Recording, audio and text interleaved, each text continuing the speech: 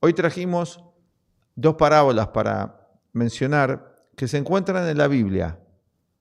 La palabra de Dios lleva ya asociaciones, según se sea católico, según se sea protestante, según se sea musulmán, según se sea hindú o dioses, tiene sus asociaciones. Pero vamos a tratar de ir más allá de las asociaciones y ver cómo nos puede beneficiar el conocimiento, las parábolas, las enseñanzas que hoy vamos a traer para mejorar nuestros vínculos.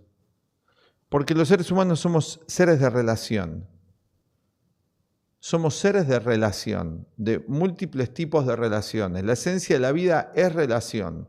Y acá hacemos una afirmación que quizás es muy grande, pero la esencia de la vida es relación. No hay vida sin relación. Desde el mundo atómico, que es la base de la estructura de todo lo conocido, manifiesto, la vida es relación. En el átomo, que son las partículas diminutas que componen todo lo existente, hay relación. Podríamos decir que la relación es Dios, es el universo también, si queremos definirlo. Así que vamos a hablar acerca de eso, cómo mejorar nuestras relaciones y qué elementos tenemos para mejorarlas y que quizás a ustedes como a nosotros los beneficie mucho esto que vamos a comentar hoy. Bueno, vamos a leer el gran mandamiento, dice Sí. Jesús, de esto es de Mateo, vas a leer, ¿no es cierto? Mateo 22, 34. Bien, vamos. Entonces los fariseos, oyendo que había hecho callar a los saduceos, se juntaron a una.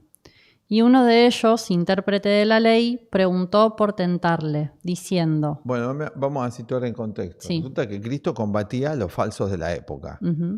Los fariseos y los saduceos eran un partido religioso político de la época que estaba perjudicando a los demás, a los otros seres humanos, y realmente los combatía. Entonces los peleaba para que salga a la luz la verdad. Bueno, entonces este hombre de los fariseos le va a preguntar, Maestro, ¿cuál es el gran mandamiento en la ley? O sea, le quiere hacer una trampa para pelearlo, entonces te Sí. preguntan, ¿no? Estamos acostumbrados a hacer eso la gente, ¿no? Jesús le dijo, amarás al Señor tu Dios con todo tu corazón y con toda tu alma y con toda tu mente. Este es el primero y grande mandamiento. Y el segundo es semejante, amarás a tu prójimo como a ti mismo. De estos dos mandamientos depende toda la ley y los profetas.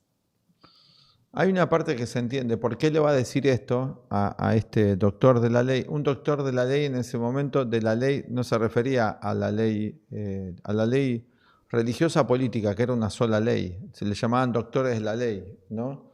Que era una especie de un teólogo. Entonces este doctor de la ley, ¿sí? Le va a decir que supuestamente un conocedor de lo religioso y de lo formal de la vida, de las dos cosas, lo va a poner a prueba a Cristo, y Cristo le dice, amarás a tu Dios, al Señor tu Dios con todo tu corazón, con toda tu alma y con toda tu mente. Este es un mandamiento. ¿Por qué le va a decir eso a esta persona? Porque un mandamiento es algo que te mandan a hacer. Y dice, este es el más importante, ¿no? Un mandamiento, un principio fundamental para la vida, ¿no?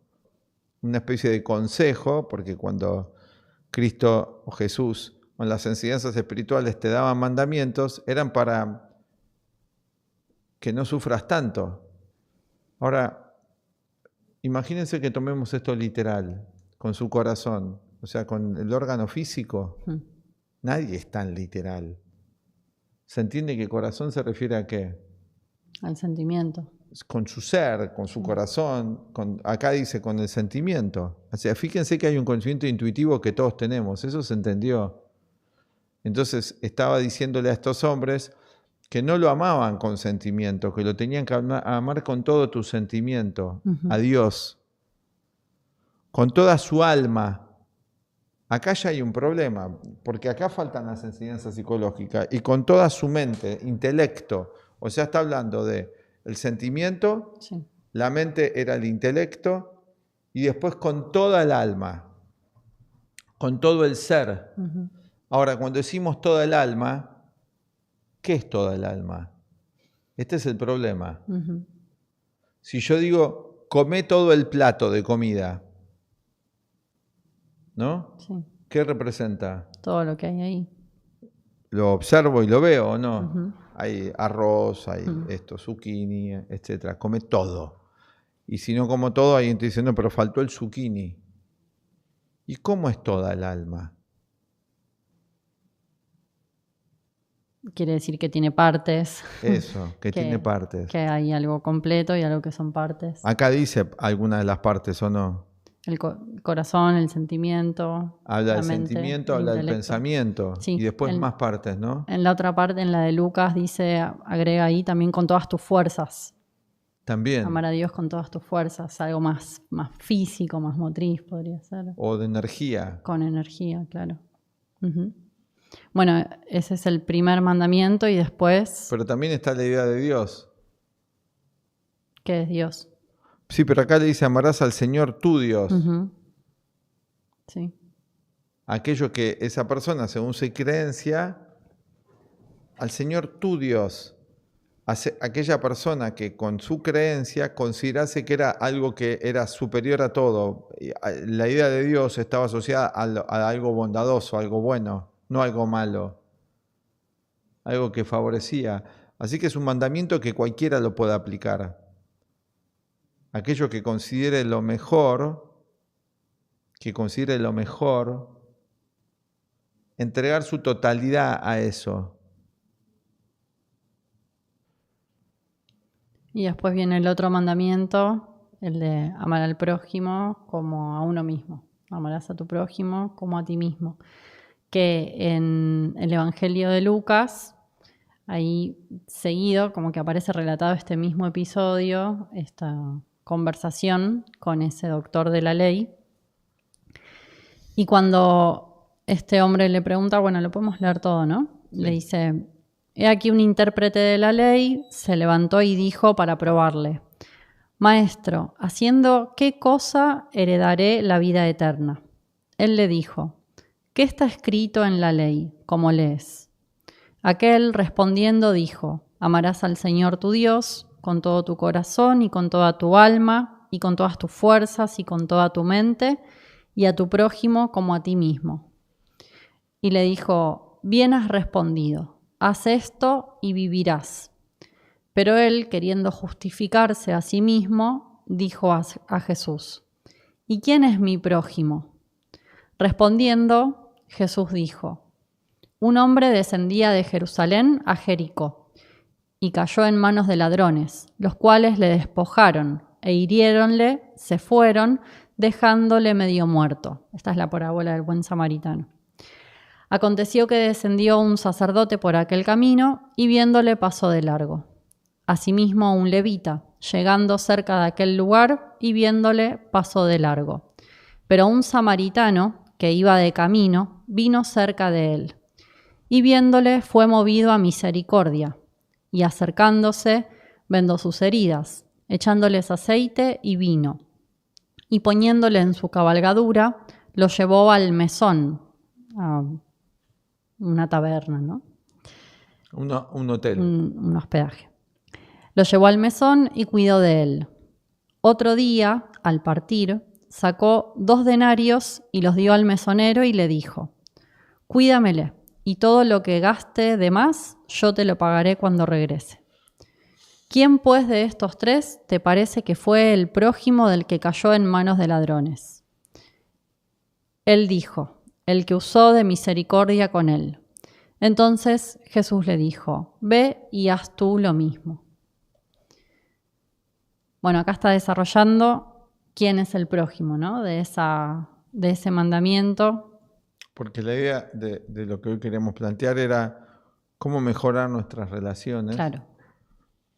tener una mayor comprensión, y acá vamos a hablar de amar al prójimo como a nosotros mismos, Sí. que también hay que entenderlo, Claro. porque desarrollamos Dios, dijimos las partes del alma, ahora vamos a la segunda parte, que está vinculado con el prójimo. Ujú. Entonces, para explicar la parábola amarás al prójimo como a ti mismo, usa además la parábola del semejante, porque tiene que definir qué es el prójimo. O sea, va dando muchas claves Cristo, va explicando a qué se refiere él con prójimo. Pero resulta que no cualquiera es el prójimo. Y ¿es algo que no se entendió? No. Porque 1700 años, ¿cómo se tomó el prójimo? Como cualquier persona. Cualquier otro. Mi prójimo es todo. Son todos mi prójimo. Absolutamente todos. Y Cristo no va a decir eso. De hecho dice, había algunos que no eran prójimos a eso. Claro. Que son los que no lo ayudan. Eso no es su prójimo. Y uno va a decir, no, pero cualquier humano es prójimo. Acá dice que no. Y eso no dice que el que no sea prójimo es malo. No hay que ser dualista. No está diciendo que... Pero está diciendo que no cualquiera es el prójimo. Sí. Si lo tomamos en el sentido, la interpretación literal, prójimo es el que está próximo, el que está cerca. Físicamente, entonces... ¿Físicamente? ¿Por qué? Por ejemplo, al que vemos que tiene algún problema, que sufre... No mezclemos, momento. Prójimo, pero es literal, ¿se refiere al próximo que está cerca? En el sentido literal lo podríamos tomar así. Cualquiera... Pero entonces no es que sufre o que no, el que claro, está cerca, sí, punto, no importa en qué condición esté. Por eso decía, cuidado, es en cualquier condición, el que está al lado. Eso sería prójimo. Y bueno, si no hay nadie al lado, no hay prójimo. No hay Entonces, prójimo. no puede ser literal esto. Se refiere a algo más psicológico. Sí. Quiero decir que si decimos próximo... No es físicamente. Entonces está claro que no es físico. Porque si no hay nadie al lado... Sí. O si tengo ¿Y qué medida cerca, tomamos? ¿En qué tan cerca? ¿A cuántos kilómetros? Claro. ¿Cómo Entonces sabemos? vamos a lo psicológico. Entonces quiere decir el que está próximo psicológicamente. Ya esa idea es más correcta. Si pienso próximo psicológico, sí. ¿Quién va a estar próximo a mí psicológicamente? Prójimo. ¿Quién va a estar próximo a mí psicológicamente? Ahí está la clave, porque dice, amarás a tu prójimo como a ti mismo, el que está próximo a mí psicológicamente. Sí. Eso no quiere decir que hay que odiar a los otros, no es dualista esto, no está diciendo eso, pero está dando una clave por dónde empezar. Por eso dice un mandamiento. Primero Dios, primero algo trascendente, con la totalidad. Por lo tanto, si lo amo con la totalidad, si yo amo con la totalidad un principio del bien, lo amo con el sentimiento, con el pensamiento, lo voy a valorar. Cuando amo algo, estoy totalmente en eso. Eso ya me va a poner en una posición mejor como persona. Si estoy pensando y sintiendo positivamente, sin entregarme a las emociones negativas. Hay una idea muy psicológica ahí. Claro, muy profunda. Hay una práctica, es una práctica. ¿Qué hay que hacer primero? ¿Qué hay que hacer primero? No se centra primero en el otro. Claro. Se centra en mi relación con un principio, con algo, ¿no? Que observé como lo muy bueno, que no es violento, que es superior, porque esa era la idea de Dios. Sí. Bondad, misericordia, etc. Estaba esa idea implícita. Coraje, fuerza, etc. También había imperfecciones en esa idea, no importa, pero estamos aclarando, ¿no? Como idea general. Sí. Y de ahí, por eso viene segundo, se puede practicar lo segundo. Totalmente. Cada vez más personas se encuentran insatisfechas con la vida que están viviendo. No encuentran un sentido en lo que están haciendo. No ven un futuro claramente. El pasado muchas veces es una carga o el pasado no los ha dotado, provisto de lo suficiente, no le ha dado las suficientes herramientas para sentirse plenos en el presente.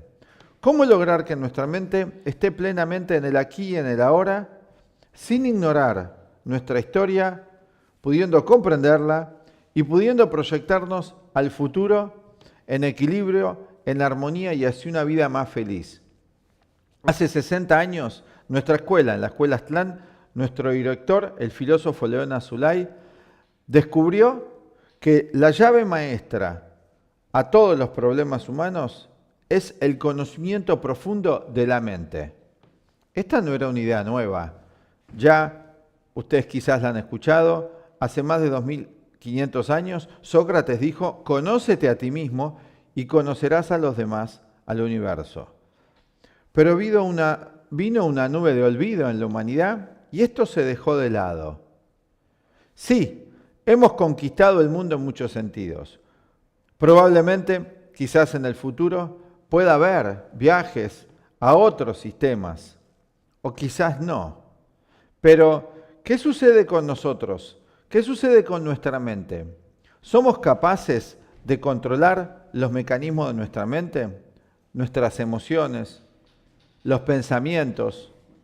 ¿Tenemos una relación sana con nuestro cuerpo? Nuestro director descubrió que era imprescindible entonces conocer la mente en profundidad.